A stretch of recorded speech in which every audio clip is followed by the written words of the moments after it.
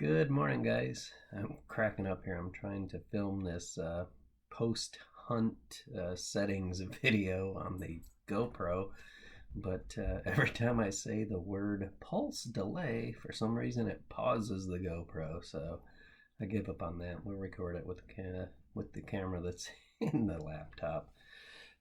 Anyway, settings on the machine. I think it would be pretty useless to just show you the machine and the settings I use because it may not apply to where you're hunting and it may not apply to your machine itself. You may have a lot of hot rocks or neutral ground with nothing, like the black sand at Sunset Beach.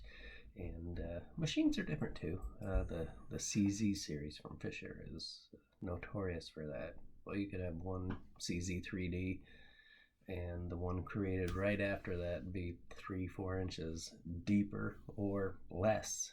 It's strange. I don't understand it. So not all machines are created equal, and that could affect the settings that you would need as well, besides the environment you're in. So basically all I did was run it in silent mode to achieve the depth I got on that little bitty inch and a quarter nail.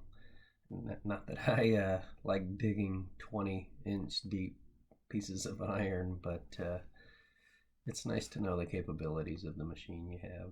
And also wanted to let y'all know I am using the standard battery packs with the machine. I'm not using the 18650 battery pack that I made. I've been using just the double A's that you install yourself. I don't use the rechargeable one. They don't put out the same voltages like the Energizer Max. But just the double A's, and I am reaching way down there. And the way I did it was to run silently. Essentially, all I did was take the threshold volume and take it down to the point where I could just barely hear it. And then I began tapping on the knob just to the point where it took it away totally. It was gone. It was now silent. The next thing I had to get rid of was the wah as you go back towards the water with the coil, and the only way to really get rid of that is to crank the pulse delay on the machine up and up and up and up until you get to the point where it's not an issue anymore. It doesn't matter if it's way down at 10 or 15 or 20 or all the way up to 25. If you have to do it, do it. That's what I did. I think mine ended up being probably about 16, 17, give or take, somewhere in that general area to quiet it down. Now, you're never going to get rid of the sound as you have water rolling over the coil, or if you're bringing the coil up out of the water. It's just the nature of the beast. It's going to squeal at you. This is more so for hunting down, the wet sand by the shoreline, maybe up in the drier area.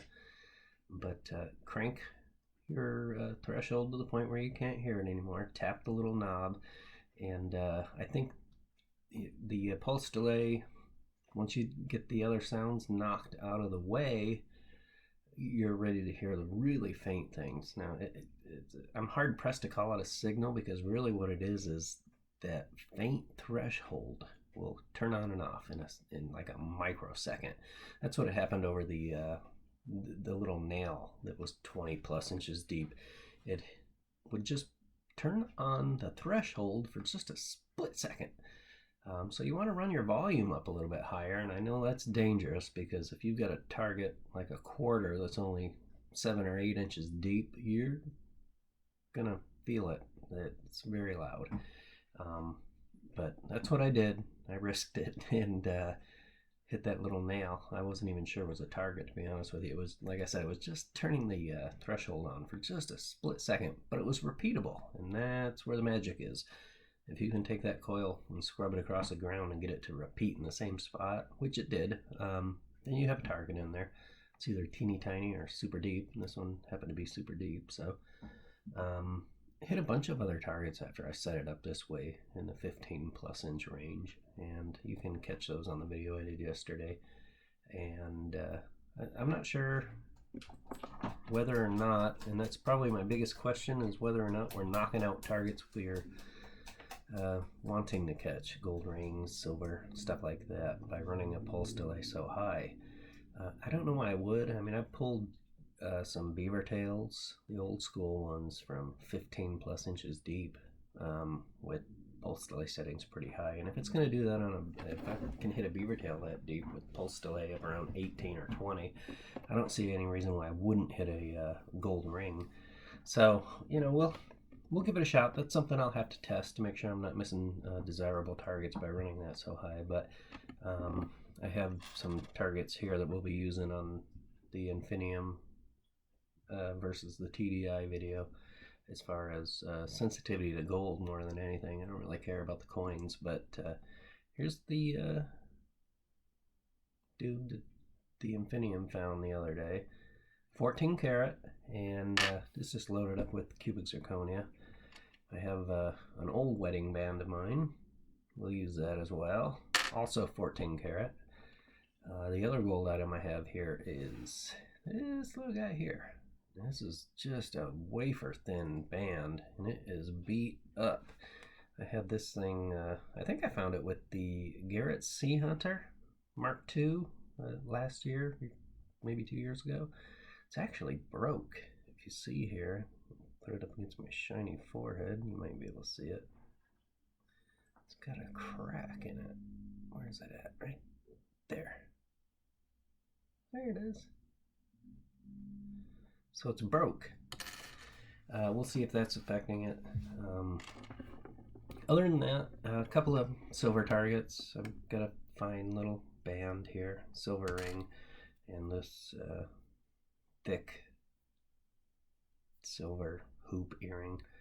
We'll try those out as well and see if we're not losing out on those. But it worked really well for me, just putting it in silence mode. And to be honest with you, it was kind of nice on the head after a while. The threshold noise gets a little bit annoying after a while. So it was a nice change, but those faint targets, I think, are being hid by the coil noise as you head back towards the water.